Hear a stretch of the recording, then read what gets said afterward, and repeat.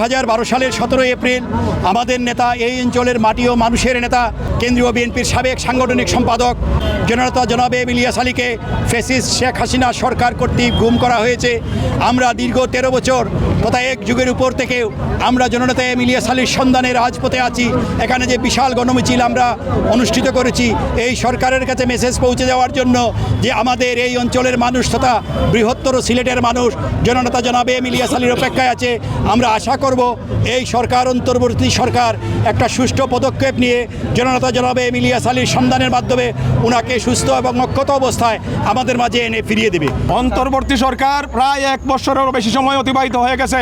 এই অন্তর্বর্তী সরকারের নিকট আমরা জোর দাবি জানাই, আজকের এই গণমিছিলের মাধ্যমে, এই গণমিছিলেই কিন্তু শেষ নয়, এটার ধারাবাহিকভাবে উসমানীনগর বিশ্বনাথে ইলিয়াস আলীকে ফিরে পাওয়ার আন্দোলন অব্যাহত থাকবে এবং আমরা আশাবাদী অনতিবিলম্বে এই অন্তর্বর্তী সরকার আমাদের নেতা, প্রিয় নেতা, গণমানুষের নেতা জননেতা ইলিয়াস আলী সাহেবকে ফিরিয়ে দিবেন। ইলিয়াস আলীকে গুম করা হয়েছিল টিপাইমুখের আন্দোলন, টিপাইমুখের বাঁধের বিরুদ্ধে যখন ইলিয়াস আলী একটি জোরালো ভূমিকা নিয়েছিল, সুদূর জৈন্তাপুর পর্যন্ত লং মার্চ করে গিয়েছিল। হাজার হাজার মানুষ তার লং মার্চে উদ্বুদ্ধ হয়ে একসাথে গিয়েছিল।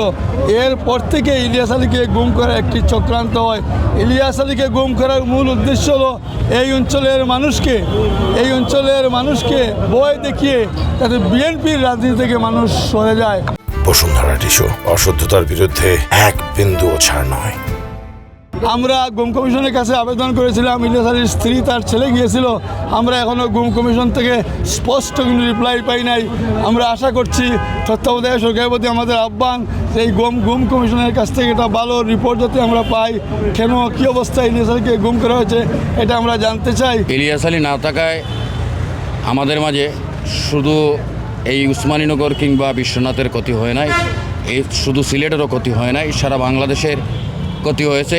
কারণ ইলিয়াস আলী ছিল সারা বাংলাদেশের সাংগঠনিক সম্পাদক, কেন্দ্রীয় সাংগঠনিক সম্পাদক, এবং ইলিয়াস আলী সারা বাংলাদেশের নেতৃত্ব দিয়েছে। ইলিয়াস আলী বিএনপির একটি প্রাণ, যে মানুষটি নিজের জীবনের তোয়াক্কা না করে ইলিয়াস আলী বেগম খালেদা জিয়ার নির্দেশনা মানতে গিয়ে টিপাইমুখের বাদ আন্দোলন করতে গিয়ে ইলিয়াস আলী গুম নামক কারাগারে বন্দী করা হয়েছে। শেখ হাসিনার গুম নামক কারাগারে আমাদের নেতাকে বন্দী করা হয়েছিল। আজ অবধি আমরা আমাদের নেতার সন্ধান পাই নাই। তাই আমরা আজকে নয়, আমরা 12 বছর ধরে নেতার জন্য, সন্ধানের জন্য আমরা সংগ্রাম করে যাচ্ছি। আমরা মিছিল, মিটিং, সভা, সমাবেশ সব কিছুই করছি আমরা।